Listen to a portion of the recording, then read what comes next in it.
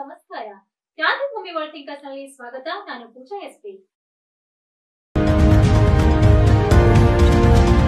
ವಿಶ್ವಗುರು ಬಸವಣ್ಣನವರ ಜಯಂತಿ ಕೇವಲ ಬೀದರ್ ಜಿಲ್ಲೆಯ ಬಸವ ಕಲ್ಯಾಣ ಬೀದರ್ ಜಿಲ್ಲೆ ಕರ್ನಾಟಕ ರಾಜ್ಯ ಭಾರತ ದೇಶದಲ್ಲಿ ಅಷ್ಟೇ ಅಲ್ಲ, ವಿಶ್ವದ ವಿವಿಧ ಕಡೆಗಳಲ್ಲಿ ಆಚರಣೆ ಮಾಡಲಾಯಿತು. ರಷ್ಯಾ ದೇಶದ ಕ್ಯೋರೋವೋ ಸ್ಟೇಟ್ ಮೆಡಿಕಲ್ ಯೂನಿವರ್ಸಿಟಿನಲ್ಲಿ ಡಾಕ್ಟರ್ ಅಕ್ಷರಾ ಪಾಟೀಲ್ ಅವರು ಬಸವ ಜಯಂತಿಯನ್ನು ಆಚರಣೆ ಮಾಡಿದರು. ಬಸವಣ್ಣವರ ಭಾವಚಿತ್ರ ಇಲ್ಲ ಎಂದು ಕೊರಗದೆ ಲ್ಯಾಪ್ಟಾಪ್ನಲ್ಲಿ ಬಸವಣ್ಣನವರ ಭಾವಚಿತ್ರ ತೆಗೆದು ಪೂಜೆ ಮಾಡಿ ತಮ್ಮ ಸಹವರ್ತಿ ಸ್ಟೂಡೆಂಟ್ಗಳೊಂದಿಗೆ ಬಸವ ಜಯಂತಿ ಆಚರಣೆ ಮಾಡಿದರು. ಕಳೆಬೇಡ ಕೊಲೆಬೇಡ ಎಂಬ ವಚನ ಸಹ ಹೇಳಿದರು. ಹೀಗೆ ರಷ್ಯಾ ದೇಶ ಅಷ್ಟೇ ಅಲ್ಲ, ವಿವಿಧ ಕಡೆಗಳಲ್ಲಿ ಬೀದರಿನ ಡಾಕ್ಟರ್ ಮಹಾನಂದ ಪಾಟೀಲ್ ಅವರ ಅಂದರೆ ತನ್ನ ಮಗಳು ಡಾಕ್ಟರ್ ಓದುತ್ತಿದ್ದರು ತಮ್ಮ ಸಂಸ್ಕೃತಿಯನ್ನು ಕಲಿಸಿರ್ತಕ್ಕಂಥ ಮಹಾನಂದ ಎಸ್ ಪಾಟೀಲ್ ಅವರ ಪುತ್ರಿ ಅವರು ರಷ್ಯಾದಲ್ಲಿ ಬಸವ ಜಯಂತಿ ಆಚರಣೆ ಮಾಡುವುದು ಹೀಗೆ.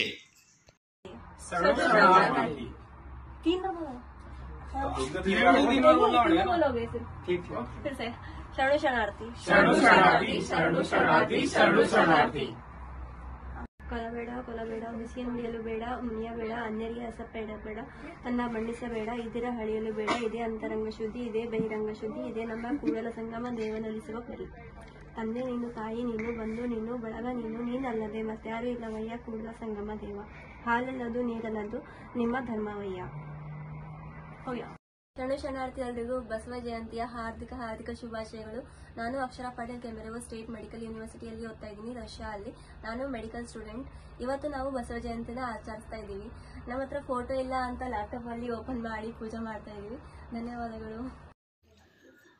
ಬೀದರಿನ ದಕ್ಷಿಣ ವಿಧಾನಸಭಾ ಕ್ಷೇತ್ರದ ಶಾಸಕ ಡಾಕ್ಟರ್ ಶೈಲೇಂದ್ರ ಬೆಲ್ದಾಳೆ ಅವರು ಲಂಡನ್ ಮಹಾನಗರದ ಥೇಮ್ಸ್ ನದಿ ತೀರದಲ್ಲಿ ಕನ್ನಡಿಗ ಹಾಗೂ ಲ್ಯಾಂಬೆತ್ ನಗರದ ಮಾಜಿ ಮೇಯರ್ ನೀರಜ್ ಪಾಟೀಲ್ ಅವರು ಬ್ರಿಟನ್ ಸರ್ಕಾರದ ಅನುಮತಿಯೊಂದಿಗೆ ನಿರ್ಮಿಸಿದ ಶ್ರೀ ವಿಶ್ವಗುರು ಬಸವಣ್ಣನವರ ಪುತ್ಥಳಿಯನ್ನು ಭಾರತ ದೇಶದ ಹೆಮ್ಮೆಯ ಪ್ರಧಾನಿ ನರೇಂದ್ರ ಮೋದಿಜಿ ಅವರು ಅಮೃತಸ್ಥದಿಂದ ಉದ್ಘಾಟನೆಗೊಳಿಸಿರುವಂತಹ ಐತಿಹಾಸಿಕ ವಿಶ್ವಗುರು ಬಸವಣ್ಣನವರ ಮೂರ್ತಿಯ ಸ್ಥಳಕ್ಕೆ ತೆರಳಿದ ಬೀದರ್ ದಕ್ಷಿಣ ಕ್ಷೇತ್ರದ ಶಾಸಕ ಡಾಕ್ಟರ್ ಶೈಲೇಂದ್ರ ಕಾಶನಾಥ್ ಬೆಲ್ದಾಳೆ ಅವರು ಧರ್ಮಪತ್ನಿ ಡಾಕ್ಟರ್ ನೀತಾ ಬೆಲ್ದಾಳೆ ಅವರೊಂದಿಗೆ ಭೇಟಿ ನೀಡಿ ಬಸವಣ್ಣನವರ ಪುತ್ಥಳಿಗೆ ಪುಷ್ಪ ನಮನ ಮಾಡಿದರು.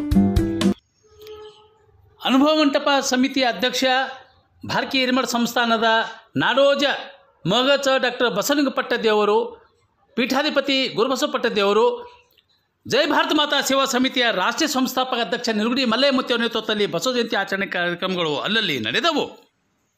ವಾರ್ತಾ ಸಂಚಿಕೆ ಇಲ್ಲಿಗೆ ಮುಕ್ತಾಯವಾಗುತ್ತದೆ. ನಾಳೆ ಮತ್ತೆ ಭೇಟಿಯಾಗೋಣ ಇನ್ನಷ್ಟು ಹೊಸ ವಿಷಯಗಳೊಂದಿಗೆ. ನಾನು ಪೂಜಾ, ವಂದನೆಗಳು.